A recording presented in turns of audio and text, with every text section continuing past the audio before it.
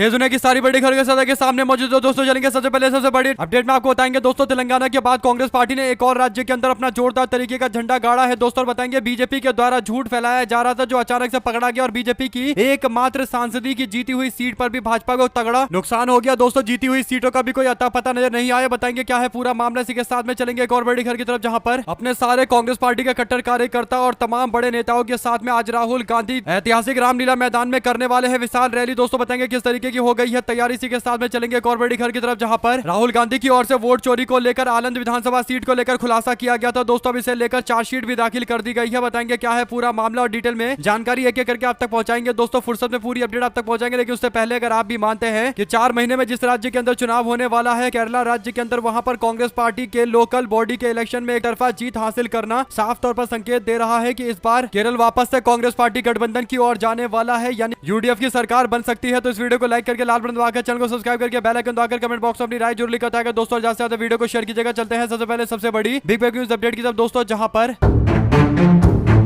कुछ ही महीने के बाद 2026 के विधानसभा चुनाव केरला के अंदर होने वाले हैं दोस्तों। ऐसे में केरल के लोकल बॉडी चुनाव 2025 में राज्य की राजनीति में एक महत्वपूर्ण फैसला सामने आया दोस्तों। राज्य की जनता ने परिवर्तन करने को लेकर साफ शब्दों में बोल दिया है। आपको बता दें कि यूडीएफ यानी कांग्रेस पार्टी के गठबंधन को जबरदस्त तरीके की जीत मिली है दोस्तों। कांग्रेस पार्टी के गठबंधन ने 6 में से 4 नगर निगम में चुनाव जीता है और 14 में से 7 जिला पंचायतों में चुनाव जीता है। जबकि ग्राम पंचायतों की बात करें तो 941 में से 505 कांग्रेस पार्टी यूडीएफ गठबंधन के खाते में गए हैं। जबकि सत्ताधारी लेफ्ट गठबंधन यानी एलडीएफ गठबंधन 10 साल पुरानी सत्ता को भारी चुनौती मिल गई है दोस्तों। भारतीय जनता पार्टी 2024 के चुनाव में केरला के अंदर एक सीट अचानक से जीत गई थी दोस्तों। त्रिशूर की सीट से भारतीय जनता पार्टी के सांसद और मलयालम फिल्म के एक्टर सुरेश गोपी चुनाव जीत गए थे दोस्तों। भारतीय जनता पार्टी को केरला को लेकर उम्मीद दिख रही थी कि अगर उनका एक व्यक्ति सांसद बन सकता है तो और भी सीटें भारतीय जनता पार्टी को केरला के अंदर आ सकती है दोस्तों। आपको बता दें कि केरल में भारतीय जनता पार्टी ने अपना एक सांसद बनने यानी त्रिशूर से सुरेश गोपी के चुनाव जीतने के बाद उनको केंद्र सरकार में मोदी सरकार में मंत्रिमंडल का हिस्सा बना दिया दोस्तों। जैसे ही मंत्रिमंडल का हिस्सा बने सुरेश गोपी, वैसे ही उनको समझ में आ गया कि भारतीय जनता पार्टी उनके एक्टर होने का फायदा उठा रही है, यानी लोकप्रियता का फायदा उठाकर केरल की राजनीति में घुसने का प्रयास कर रही है। इसके बाद सुरेश गोपी ने साफ तौर पर कह दिया कि वो केरला के अंदर और भी राजनीति नहीं करना चाहते, वो फिल्म बनाना चाहते हैं और मोदी सरकार से मंत्रिमंडल से बाहर निकालने की मांग कर रहे थे। हालांकि बीजेपी ने बाहर नहीं निकाला दोस्तों। भाजपा को लगा कि सुरेश गोपी का चेहरा इसी तरीके से जैसे त्रिशूर के अंदर चल गया वैसे ही केरला के अलग अलग क्षेत्रों में चल जाएगा दोस्तों। लेकिन सुरेश गोपी के संसदीय क्षेत्र त्रिशूर, जहां पर बीजेपी ने 2024 का चुनाव जीता था दोस्तों, यहां पर भाजपा की और स्थिति डामाडोल हो गई। जो जानकारी है उसके अनुसार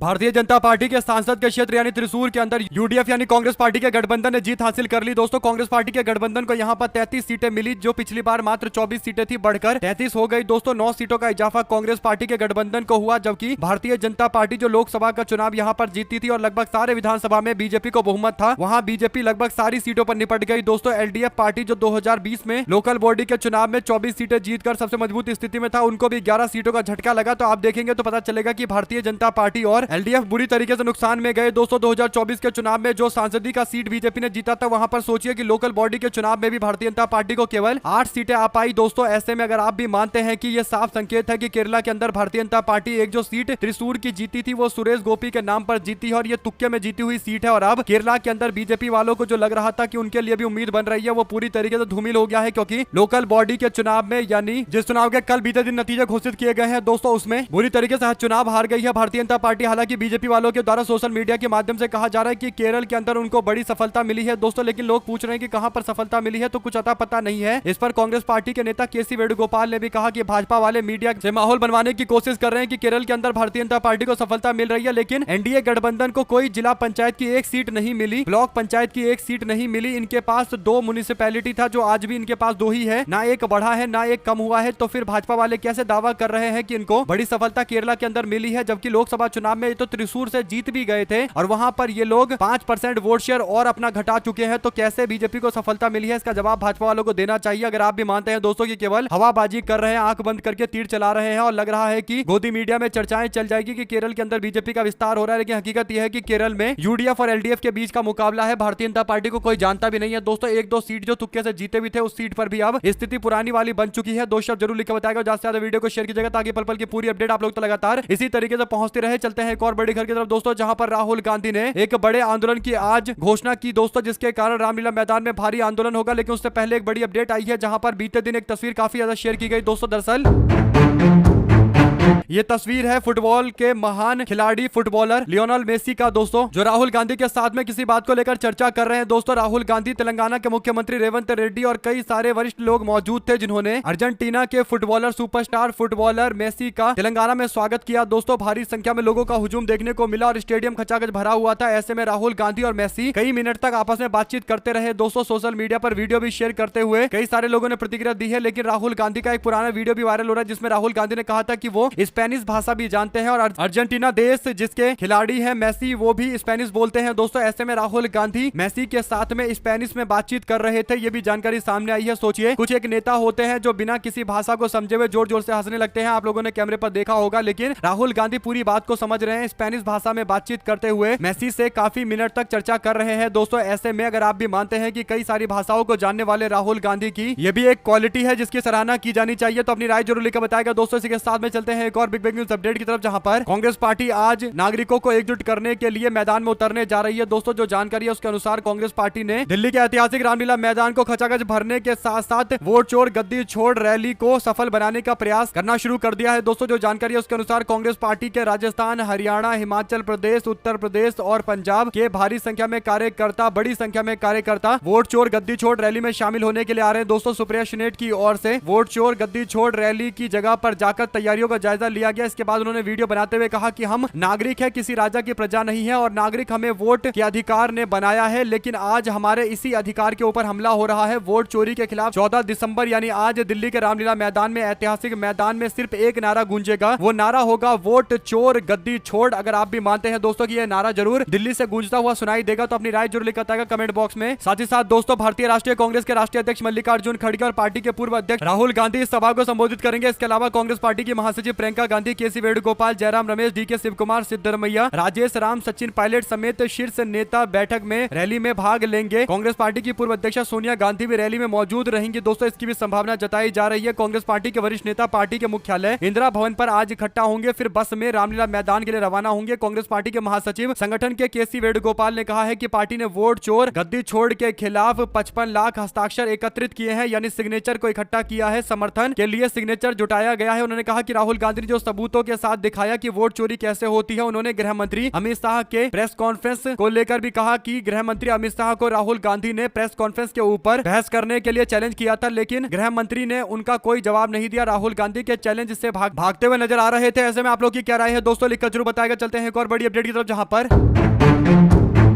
केरल में कांग्रेस पार्टी को मिली जबरदस्त तरीके की जीत पर राहुल गांधी की ओर से प्रतिक्रिया दी गई। दोस्तों राहुल गांधी ने कहा कि केरल की जनता को लोकल बॉडी चुनाव में यूडीएफ पर भरोसा जताने के लिए सलाम। ये निर्णायक और हृदय स्पर्शी जनादेश है। ये परिणाम यूडीएफ में बढ़ते विश्वास को स्पष्ट संदेश देता है, संकेत देता है। आगामी विधानसभा चुनाव में क्लीन स्वीप की ओर इशारा करता है। संदेश बहुत साफ है कि केरल को जवाबदेह शासन चाहिए, जो सुनता हो, प्रतिक्रिया देता हो, परिणाम देता हो। हमारा फोकस अब अटल है, केरल के अंदर आम जनता के साथ खड़े रहना है, उनकी रोजमर्रा की चिंताओं का समाधान करना है और पारदर्शी और जन प्रथम की प्रशासन को सुनिश्चित करना है। सभी निर्वाचित प्रतिनिधियों को बधाई। हर पार्टी के नेता और कार्यकर्ताओं को उनके समर्पण और कड़ी मेहनत के लिए हार्दिक धन्यवाद देना चाहता हूं। इस तरीके से और भी कई बातें कही गई है। दोस्तों अगर आप भी मानते हैं कि बात एकदम सही है, कांग्रेस पार्टी के नेता राहुल गांधी साहब सही बोल रहे हैं कि एकदम 2026 के चुनाव को लेकर ये बड़ा सेमीफाइनल था और इसके आंकड़े जो आए हैं वो कांग्रेस पार्टी के लिए सुखद है। तो अपनी राय जरूर लिखकर बताएगा। दोस्तों इसी के साथ में चलते हैं एक और बड़ी अपडेट की तरफ, जहां पर बीजेपी वाले और खासकर नरेंद्र मोदी नाम बदलने को लेकर हमेशा से कुछ ना कुछ ऐसा करते रहते हैं दोस्तों, जिससे कंट्रोवर्सी और ज्यादा बढ़ जाती है। दरअसल हुआ यह है कि बार बार शासन के गलियारों के नाम बदलकर उसे संस्कृत के नाम पर यानी धर्म से जुड़े मामले पर नाम रखने को लेकर शंकराचार्य ने विरोध जताया है। दोस्तों प्रधानमंत्री कार्यालय का नाम सेवा तीर्थ कर दिया गया नरेंद्र मोदी के द्वारा, और ये बात शंकराचार्य स्वामी अभिमुक्तेश्वरानंद को पसंद नहीं आई। दोस्तों उन्होंने प्रधानमंत्री को चिट्ठी लिखकर विरोध जताया। शंकराचार्य ने धार्मिक शब्दावली के दुरुपयोग को लेकर आहत होते हुए साफ शब्दों में कहा है, विरोध करते हुए कि नरेंद्र मोदी अगर कहीं किसी राजनीतिक गलियारे का नाम बदलते हैं या फिर कुछ भी फैसला वो लेते हैं तो वो राजनीतिक शब्दावली का इस्तेमाल करें। इस तरीके से धार्मिक शब्दावली का इस्तेमाल क्यों कर रहे हैं? सवाल तो एकदम सही है दोस्तों। अगर नरेंद्र मोदी अपने दफ्तर को या अपने घर को संस्कृत के नाम से पुकारेंगे तो फिर कहीं ना कहीं ये संस्कृत का अपमान होगा। दोस्तों प्रधानमंत्री के कार्यालय का नाम सेवा तीर्थ कर दिया गया और कुछ दिन पहले गंभीर आरोप लगे थे सेवा तीर्थ में यानी प्रधानमंत्री कार्यालय में काम करने वाले लोगों के ऊपर, और यहाँ तक की दावा किया गया था कि सट्टा ऐप के मामले को लेकर कई सारे लोग पीएमओ वाले फंस रहे हैं। ऐसे में दोस्तों जब इस तरीके के आरोप लगते हैं किसी जगह पर, तो उसका नाम किसी धार्मिक शब्दावली के इस्तेमाल के तहत नहीं होना चाहिए। अगर आप भी इस बात से इत्तेफाक रखते हैं और मानते हैं कि शंकराचार्य एकदम सही बोल रहे हैं, भारतीय जनता पार्टी के लोग और नरेंद्र मोदी राजनीतिक नेता है यानी राजनेता है, तो उनको अपने इलाकों के नाम या जो भी वो नाम बदलना चाहते हैं उनको राजनीतिक शब्दावली का इस्तेमाल करना चाहिए। इस तरीके से संस्कृत या फिर धार्मिक शब्दावली का इस्तेमाल नहीं करना चाहिए कि प्रधानमंत्री कार्यालय का नाम सेवा तीर्थ रख दिया जाए। और तीर्थ एक ऐसी पावन जगह होती है जहां पर लोग अपने जीवन में तीर्थ की यात्रा करने के लिए जाते हैं, मानसिक और आध्यात्मिक शांति के लिए दोस्तों। लेकिन प्रधानमंत्री के कार्यालय का नाम ही सेवा तीर्थ रख दिया गया है, जो अपने आप में विरोधाभासी है। 2 शब्द जरूर लिखकर बताएगा, ज्यादा से ज्यादा वीडियो को शेयर कीजिएगा दोस्तों। शंकराचार्य के बयान पर प्रतिक्रिया जरूर दीजिएगा। चलते हैं एक और बड़ी खबर की तरफ, जहां पर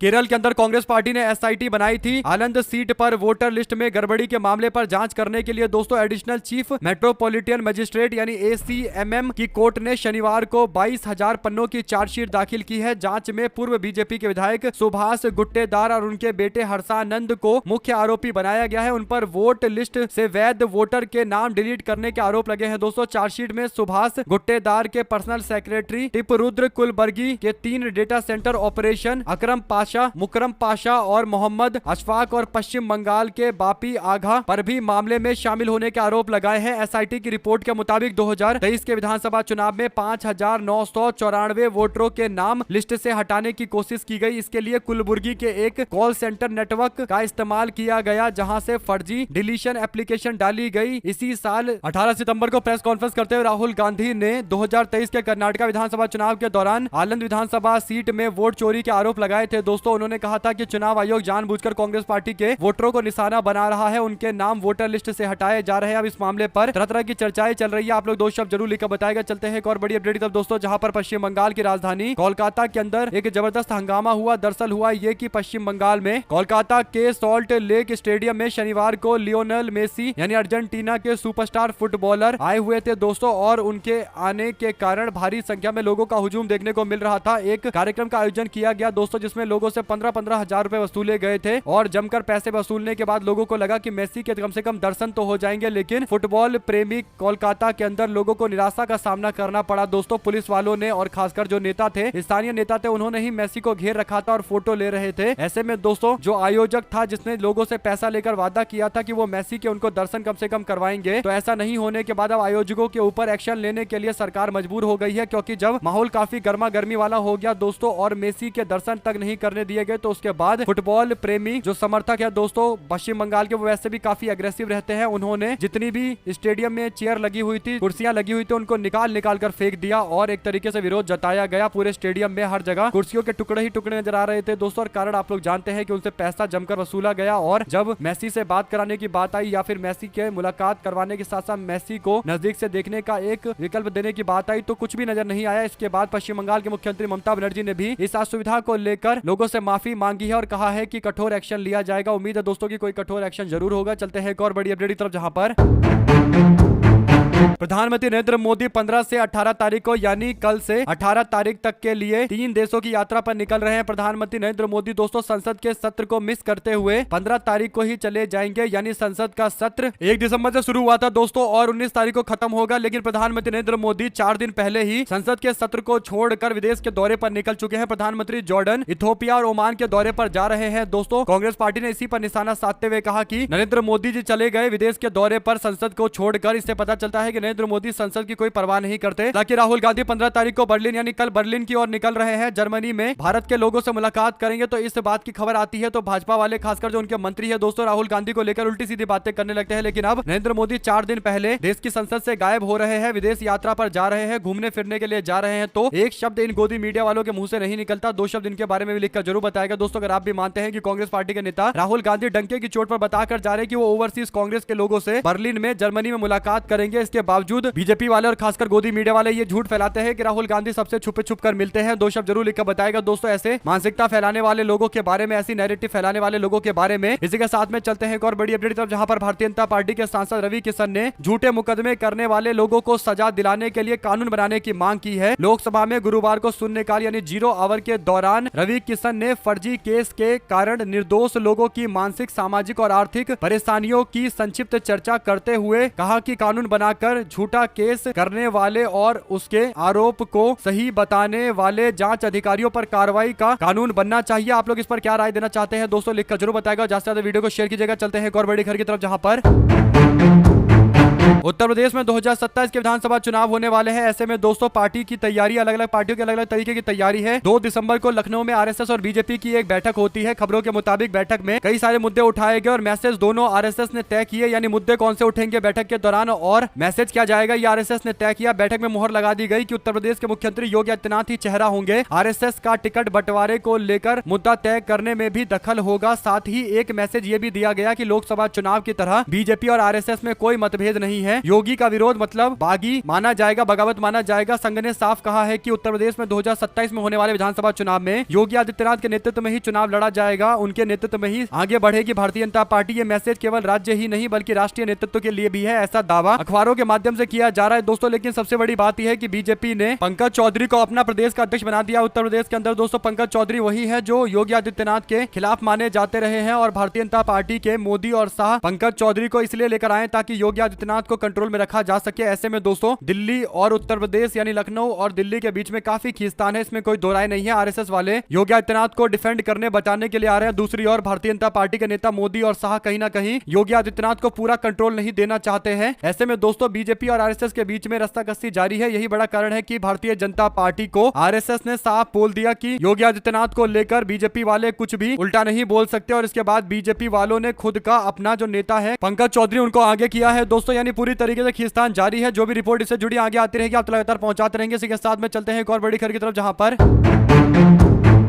अखिलेश यादव हैदराबाद के दौरे पर है दोस्तों। हैदराबाद में अखिलेश यादव का पहले कांग्रेस पार्टी के नेताओं ने जोरदार स्वागत किया, उसके बाद बीआरएस पार्टी के नेता केटीआर से भी अखिलेश यादव ने मुलाकात की और पारिवारिक संबंध बताए। इसी के साथ में अब बड़े बड़े होर्डिंग्स लगाए गए हैं दोस्तों अखिलेश यादव के। इस पर समाजवादी पार्टी प्रहरी ने कहा कि हैदराबाद अखिलेश यादव जी के लिए दिल खोल कर खड़ा है और उत्साह है, सड़कों पर ऊर्जा है और जनता के दिल में उम्मीद है, क्योंकि जो नेता विकास, सम्मान और समानता की राजनीति करता है उसका स्वागत पूरे देश की जनता दिल खोल कर करती है। देश की राजनीति बदल रही है और समाजवादी पार्टी का विस्तार राष्ट्रीय लेवल पर हो रहा है। आने वाले समय में समाजवादी पार्टी और बड़ी होगी। समाजवादी पार्टी के नेता और खासकर सोशल मीडिया हैंडल के माध्यम से कहीं ना कहीं अखिलेश यादव की बढ़ती लोकप्रियता का भी जिक्र किया गया है। आप लोग इस पर क्या राय देना चाहते हैं दोस्तों, लिखकर जरूर बताएगा। इसी के साथ में पंकज चौधरी को उत्तर प्रदेश के अंदर भारतीय जनता पार्टी का प्रदेश अध्यक्ष नियुक्त किया गया है दोस्तों, यानी ऐसा इसलिए कहा जा रहा है क्योंकि वो चुनाव तो लड़ रहे थे लेकिन उनके सामने कोई चुनौती नहीं थी। और आप लोग जानते हैं कि जब पार्टी में कोई चुनाव लड़ता है और सामने से कोई चुनौती नहीं होती, कोई और नामांकन दाखिल नहीं करता, तो वो एक तरीके से मैनेज चुनाव होता है और ऐसा ही हुआ। पंकज चौधरी ने अपना नामांकन दाखिल किया। योगी आदित्यनाथ समेत कई वरिष्ठ नेता मौजूद रहे और आज रविवार को औपचारिक तौर पर घोषणा कर दी जाएगी, पंकज चौधरी को बीजेपी का प्रदेश अध्यक्ष बना दिया जाएगा दोस्तों। ऐसे में वरिष्ठ पत्रकार अभिषेक उपाध्याय कहते हैं कि पंकज चौधरी के चयन से योगी आदित्यनाथ के इकोसिस्टम में हाहाकार है। योगी आदित्यनाथ के प्रचंड समर्थक पत्रकार प्रदीप कहते हैं और जो उनका चेहरा उतर गया है, जैसे दूध और पत्ती की कमी से चाय का रंग फीका पड़ जाता है, वैसे ही कुछ पत्रकार जो योगी आदित्यनाथ के समर्थक हैं उनके शकल से भी रंग उतर चुका है। बीजेपी प्रदेश अध्यक्ष के तौर पर पंकज चौधरी के चुनाव को लेकर इतना आक्रोशित क्यों है पूरा इकोसिस्टम, यानी योगी आदित्यनाथ का समर्थन करने वाला जो इकोसिस्टम है वो काफी ज्यादा आक्रोशित है। अभिषेक उपाध्याय कहते हैं कि इतना आक्रोशित है कि नेपाल के जेन जी भी केपी ओली सरकार से जितना ज्यादा आक्रोशित नहीं थे। कह रहे हैं कि पंकज चौधरी सिर्फ योगी विरोधी होने के नाते प्रदेश अध्यक्ष बने हैं। कह रहे हैं कि कुएं में मेंढक को समंदर के पानी में उतार दिया गया है। प्रदीप सिंह ने पिछले 24 घंटे के भीतर देश के सारे रेलवे स्टेशन, हवाई अड्डों की रजिस्टर भी चेक कर लिया है। बता रहे हैं कि पंकज चौधरी सिद्धार्थनगर के आगे कहीं नहीं जाते हैं। प्रदीप सिंह योगी आदित्यनाथ के भूतपूर्व मीडिया एडवाइजर मृत्युंजय सिंह के भी गुरु हैं, यानी योगी आदित्यनाथ के करीबी पत्रकार भी अब इस बात को लेकर नाराजगी जता रहे हैं दोस्तों कि पंकज चौधरी को योगी आदित्यनाथ को कंट्रोल करने के लिए उत्तर प्रदेश के अंदर प्रदेश का अध्यक्ष बनाया जा रहा है। अब ये जो थ्योरियां चल रही है दोस्तों, इसमें जरूर कुछ ना कुछ वास्तविकता है, वरना वरिष्ठ पत्रकार जो योगी आदित्यनाथ के करीबी लोगों से भी जुड़े रहे हैं, कहीं ना कहीं उनमें आक्रोश इस तरीके का नहीं देखने को मिलता। दो शब्द जरूर लिख कर बताएगा। चलते हैं एक और बड़ी अपडेट की तरफ, जहां पर बिहार के नवादा में मोहम्मद अतहर हुसैन को धर्म पूछकर बेरहमी से पीट कर मार दिया गया दोस्तों। इलाज के दौरान उनकी मौत हो गई। 4 आरोपियों को गिरफ्तार किया गया, जबकि परिजन न्याय की मांग कर रहे हैं और कार्रवाई को नाकाफी बता रहे हैं दोस्तों। घटना ने नवादा में बढ़ती मॉब लिंचिंग के धर्म के नाम पर हिंसा को लेकर और ज्यादा गंभीर सवाल खड़े करने शुरू कर दिए हैं। बिहार के नवादा से ये बड़ी अपडेट आई है। बिहार में बीजेपी की सरकार बनने के बाद अल्पसंख्यक समाज की सुरक्षा को लेकर अब और ज्यादा गंभीर मामला शुरू हुआ है दोस्तों। बिहार में अमूमन इस तरीके की घटनाएं नहीं होती थी, लेकिन अब ये जो मामला मामला सामने आया है और चुनाव के कुछ दिनों के बाद कहीं ना कहीं अशुभ संकेत है दोस्तों बिहार के लिए। और वैसे भी अब गृह मंत्रालय भारतीय जनता पार्टी के नेता सम्राट चौधरी के हाथ में चला गया है, तो और ज्यादा गंभीर सवाल खड़े होते हैं। क्या अपराधियों का हौसला और ज्यादा बढ़ेगा और खासकर जो धर्म के खिलाफ, किसी एक धर्म के खिलाफ या यूं कहिए कि अल्पसंख्यक समाज के खिलाफ माहौल बनाने वाले लोग हैं, क्या उनके ऊपर अब कार्रवाई नहीं की जाएगी? क्योंकि गृह मंत्रालय बीजेपी के नेता के पास है। अब देखते हैं इस मामले पर क्या कोई कार्रवाई की जाती है। लेकिन मामला मॉब लिंचिंग के देश के अंदर काफी खतरनाक है दोस्तों। इससे पूरे के पूरे अल्पसंख्यक समाज, एक बहुत बड़ी आबादी के मन में दहशत बिठा दिया गया है और समाज में आपसी भाईचारे के ताने बाने को भारी नुकसान पहुंचाया गया है। दो शब्द इस मामले पर आप जरूर लिखकर बताएगा। चलते हैं एक और बड़ी अपडेट की तरफ दोस्तों, जहां पर तेलंगाना के मुख्यमंत्री रेवंत रेड्डी की उम्र जानकर आप भी चौंक जाएंगे दोस्तों। लेकिन हकीकत यह है कि रेवंत रेड्डी अमित शाह से मात्र 4 साल छोटे हैं। यानी रेवंत रेड्डी 57 साल के हैं दोस्तों, जबकि अमित शाह 61 साल के हैं। लेकिन दोनों के बीच अगर आप देखेंगे फिटनेस को लेकर तो जमीन आसमान का अंतर है दोस्तों। सोशल मीडिया पर लोगों ने कहा कि रेवंत रेड्डी फुटबॉल खेल रहे हैं मेसी के साथ में, और अमित शाह की फिटनेस आप लोग देखिए। इससे पता चलता है कि बीजेपी के लोग फिटनेस को एकदम वैल्यू नहीं करते दोस्तों। सवाल ये उठता है कि अगर नेता ही अपने फिटनेस पर ध्यान नहीं देंगे या फिर फिटनेस को लेकर ये नहीं बताएंगे कि फिटनेस कितना जरूरी है और वो खुद भी फिट दिखेंगे, तभी जनता एक तरीके से प्रभावित होगी, तो कैसे देश के अंदर फिटनेस को लेकर एक माहौल बनेगा दोस्तों। अगर आप भी इस पर कोई प्रतिक्रिया देना चाहते हैं तो लिखकर जरूर बताएगा। हमारे साथ लगातार जुड़े दोस्तों का बहुत बहुत धन्यवाद। आप लोग देख रहे थे आपका अपना चैनल जय हिंद जय भारत। ज्यादा से ज्यादा वीडियो को शेयर कीजिएगा। बहुत धन्यवाद।